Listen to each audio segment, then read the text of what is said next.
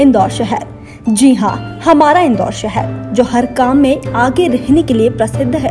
तो आज हम आपको बताने जा रहे हैं वो नाम जो कि नंबर 1 इंदौर को नंबर 1 तक पहुंचाने तक के मुख्य किरदार हैं। आज के इंदौर का वो चमकता हुआ उद्योगपति व शिक्षा जगत में वैष्णव कॉलेज का वो वार्ड जो इतनी खूबियों के बावजूद भी कुछ न था। गलियों में भरा पानी, कीचड़ से सनी सड़कें, आवारा मवेशियों का अड्डा बने गार्डन और बरसात होते ही जलमग्न होते घर क्षेत्र की दुर्दशा बयां कर देते थे। मगर पार्षद चुनाव के बाद वार्ड क्रमांक 83 की पार्षद कमललता लड्डा का कार्यकाल पूर्ण होने पर जब हमारी टीम उनके वार्ड में पहुंची तो हर कोने से मन खिल उठने के साथ चौंकाने वाली तस्वीरें सामने आई। चलिए आज हम आपको दिखाते हैं वार्ड 83 की कुछ छुपी हुई।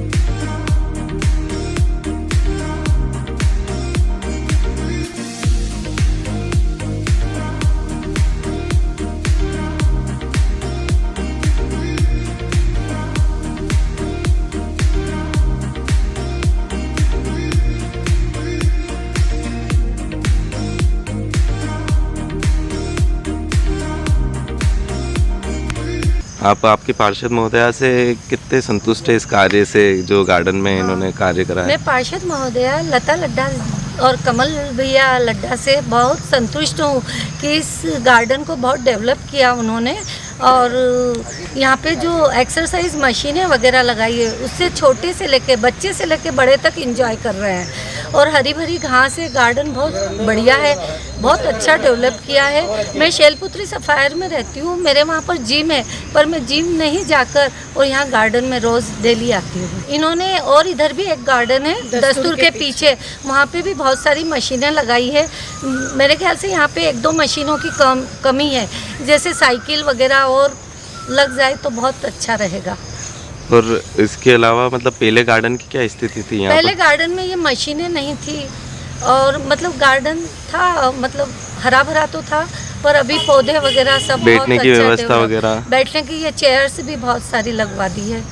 बहुत संतुष्ट हैं क्योंकि पहले गार्डन में कोई लोग आते नहीं थे, अभी ये मशीन लगने के कारण सभी लोग आने लगे हैं, छोटे बड़े बच्चे बूढ़े सभी लोग आ रहे हैं और सबको बहुत अच्छा लग रहा है और सब अपना काम निपटा कर जल्दी से जल्दी गार्डन में आना चाहते हैं। तो सुबह मॉर्निंग में कितनी बजे आ जाते हैं आप? सुबह मॉर्निंग में हम तो यूँ तो 7 बजे आती हूँ मैं तो, और शाम को भी आती हूँ 5 से 6 में।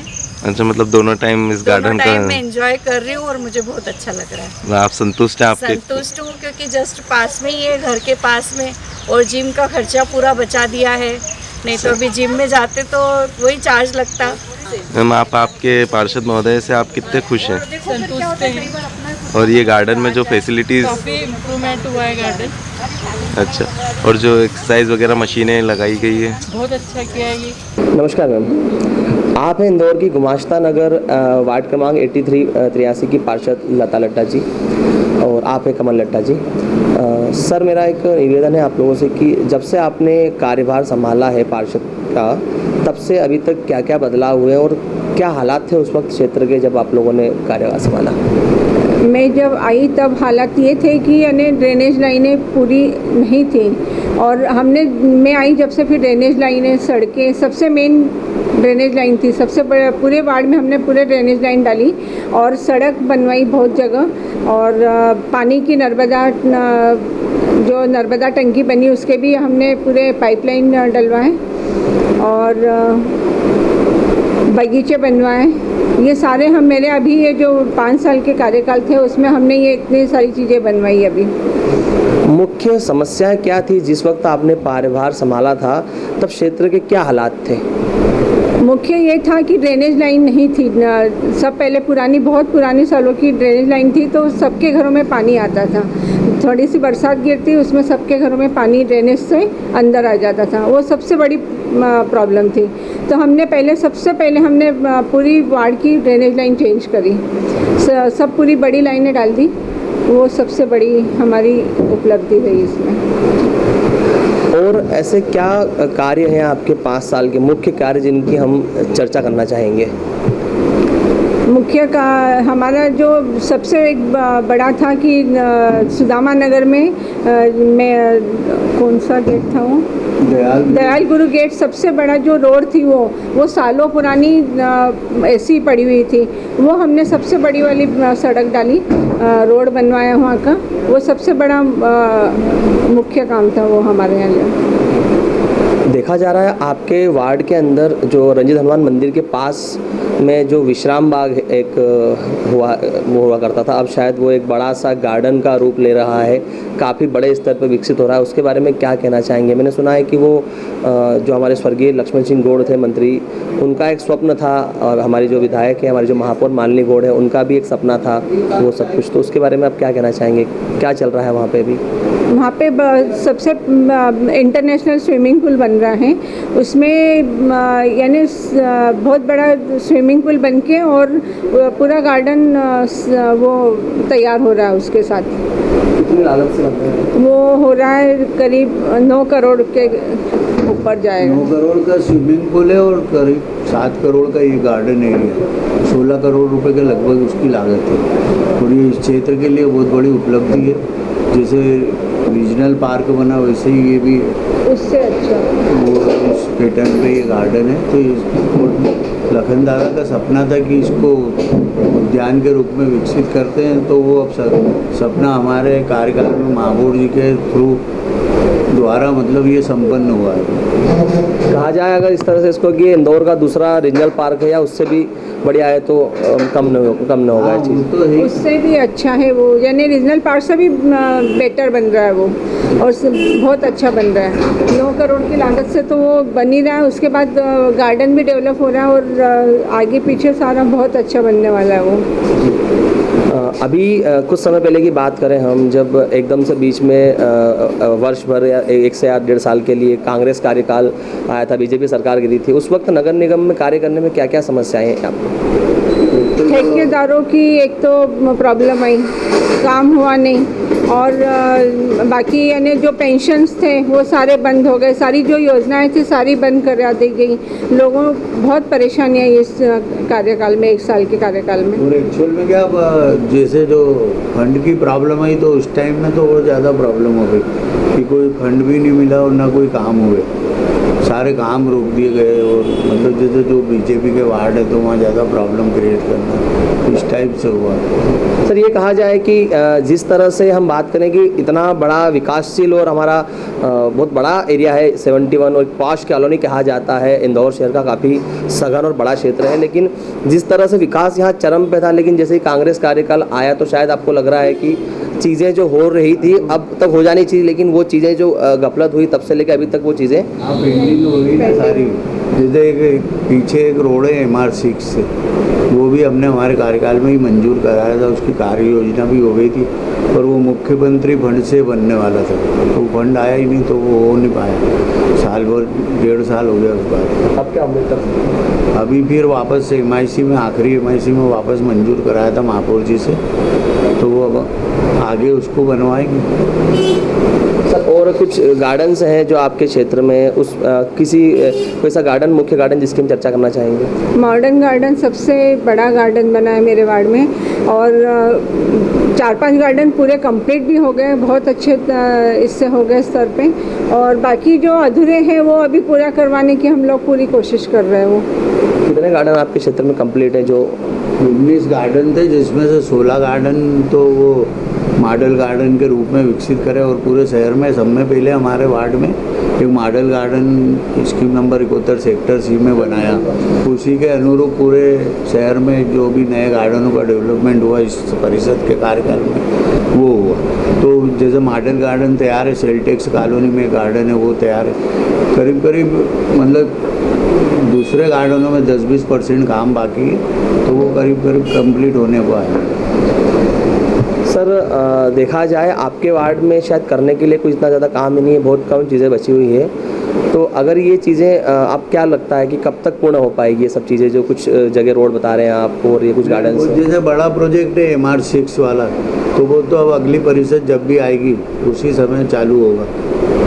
एक हमारी जो हमने घोषणा पत्र करी थी, करीब 15 काम थे इस वार्ड में, तो उसमें से 99% हमने पूरे करे। सिर्फ 1% में ये सिर्फ MR6 रोड नहीं हुआ, जो भी मंजूर है पर अगले कार्यकाल में होगा, या जो भी पार्षद आएंगे वो कराएंगे।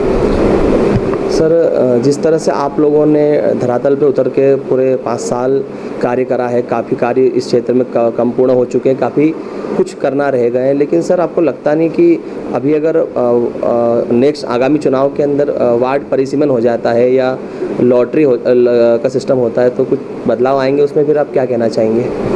वो तो भाई आरक्षण है ना मुख्य समस्या, तो उसमें कुछ भी हो सकता है, तो उसके लिए हमको कोई प्रॉब्लम नहीं। अगर पार्टी चाहेगी कहीं से भी टिकट देगी तो हम लड़ेंगे, नहीं तो पार्टी का काम तो करना ही है। और हमारे जो वार्ड के अधूरे काम है वो काम पूरे करवाएंगे, जो भी पार्षद आएंगे या महापौर जो भी बनेंगे वो अपना करवाएंगे। हाँ जी। तो सर अगर वार्ड लॉटरी परिसीमन के बाद अगर आपका वार्ड चेंज हो जाता है, आपको कोई और वार्ड दे दिया जाता है, तो आपको नहीं लगता है कि यहाँ पे जिस नेता मंत्री को या किसी बंदे को, बाशिंदे को कहीं और से, किसी और क्षेत्र के बंदे को यहाँ से टिकट दे दिया जाएगा तो आपके कार्यकर्ताओं के साथ कहीं ना कहीं एक बड़ी हानि होगी उनको? नहीं, ऐसा होगा नहीं ना भैया, क्योंकि हमारे यहाँ पे भी क्या सभी समाज और क्षेत्र या जो समीकरण होगा, जो भी आरक्षण होगा, उसमें यहाँ भी कैंडिडेट है तो बाहर के कैंडिडेट आने का कोई सवाल ही नहीं होता, और ना कोई पार्टी भी ऐसा करेगी। तो ना हमारे कार्यकर्ताओं को ये होगा, और फिर उसके बाद भी अगर ऐसा कुछ होता है तो पार्टी, हम तो पार्टी से प्रतिबंधित है, जैसा पार्टी का आदेश होगा वो कार्य करें। सर, आपके क्षेत्र में एक बहुत पुराना स्कूल है, अत्री देवी स्कूल है मेन रोड पे। वो एक समय में मैंने देखा था कि बहुत ही पिछड़ा हुआ स्कूल था।